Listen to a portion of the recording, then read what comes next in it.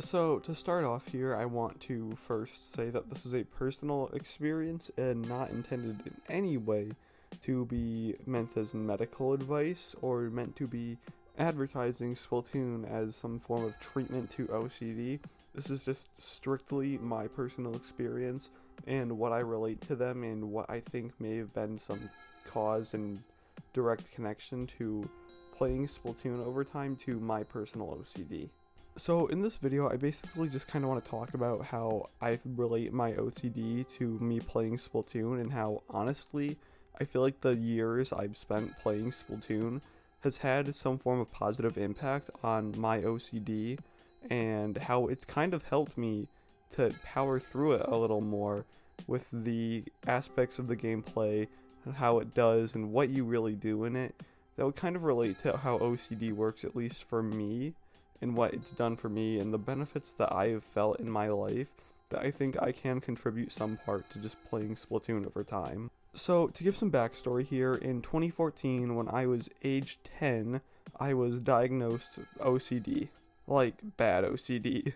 I needed every little detail in my world around me to be, like, spick and span perfect. Like, pencils on a desk, they needed to be in a perfect alignment, and if they were not, I would be fussy. I was a fussy little 10-year-old if things were not perfect. And it was like bad to the point where like if something like across the room looked like slightly out of place, it would set me off and I would not be able to focus. And my grades reflected that, my ability to function in life reflected that. Like if things were not in perfect order, I would basically just throw a fit. And it was really bad for like the first 2 years of it. It was the first like few like 3-4 years actually were just not fun. It was really hard. But in 2016 I played my first match of Splatoon and I was a massive corner painter. Like I would spend my time in the back of the maps just painting corners, making sure everything was perfect because I felt like I needed to. I like genuinely felt like, oh my god, this is really pissing me off. This one little speck of dry turf right here, this is getting to me. It was not fun, and I would constantly lose games because of it. Like every single game I would lose, and it would be all my fault because I would be in the back of the map painting corners. So eventually I just got pissed off at it and I stopped playing Splatoon. I was playing at a friend's house. I would play Splatoon at my friend's house all the time, and in those I would paint the corners every time, always lose, only won a few games because someone was probably caring. I don't know. It was Splatoon 1 meta. Someone had an Aerospray, all damage up. It was they carried. If I won, it was because of them. I was in the back with an Octo shot painting the corners. But eventually, I got sick of losing and just stopped playing the game and went back to playing other games at the time. Flash forward to around 2018, where I got my Nintendo Switch and I picked up my own copy of Splatoon 2. Same issue. I really just hated this game because I wanted to paint the corners and it was really bad and I just wanted everything in my little space to be perfect. If I couldn't see it, it wasn't an issue. Getting the end screen and seeing the icky mess of unpainted things, that really got to me, and that's one of the things that really would piss me off all the time. Cause like, oh my god, this is so uneven. I hate this. It's so nasty. But I still had the same problem. I was that guy. I was Mr. Corner Painter. I was like CEO of corner painting. But just the knowledge of knowing I'd put $60 down on this game and I was losing every time and I hated it, I had this feeling like I need to push myself to get my $60 worth here. I needed to start winning some games. So I forced myself to leave the back of the map to start actually being a shooter main and shooting the turf around me. It was painful, I hated every second of it, but contributing to my team started getting me wins.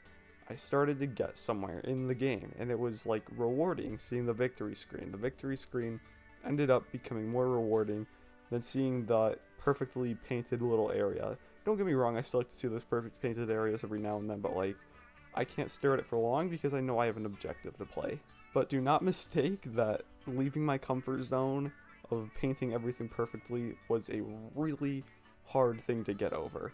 I eventually started to get better at the game, and one of my first things that I really wanted to do was ensure that I got at least 700 points of turf per game. It was a goal that I set for myself that I still honestly keep to this day to kind of just help me to stay focused, Because every then I'll feel it kick in, like, oh my god, this uneven piece of turf, I need it perfect now. But I had a goal for myself, and I started to stick to this goal. And in the end, I kind of just felt myself starting to just dissolve the urge to make everything perfect. I wanted to win more than I wanted to be perfect. So I kept going for years, and it took me maybe 5 months to just really get over the urge to make everything perfect and to just really feel like I'm just playing this game because I want to win and have fun. It was a hard thing getting over that, to say the least. Like, don't get me wrong, it's still there, but just really not nearly as much as what it used to be. But deep down, I am a corner painter at heart. Flash forward a few more years, and I now have a Splatoon YouTube channel with 10,000 subscribers and growing, and I gotta say, I genuinely think that Splatoon has helped me deal with my OCD. It's still there, and it still annoys me from time to time, but honestly, I do attribute Splatoon's gameplay and the fact of just getting messy and not making everything perfect has really helped me out a lot more in my day-to-day life than if I had just put it down and never picked it back up. Once again, just to say this, I am not trying to tell you that Splatoon is going to treat your OCD at all. This is strictly just my personal experience with this. And if you go out and play Splatoon for hours and you too have crippling OCD and it doesn't work, that's probably just because people are different, man. And what worked for me probably won't work for you. I don't know. This isn't medical advice here. This is not medical advice. This is just my personal story that I really wanted to put into words today. But anyways, that is it from me. If by some stroke of a miracle you've had a similar experience, please let me know. I would love to hear about it and know that I'm not the only one that had this happen to. But alright guys, that is it from me. I will see everyone later. Bye.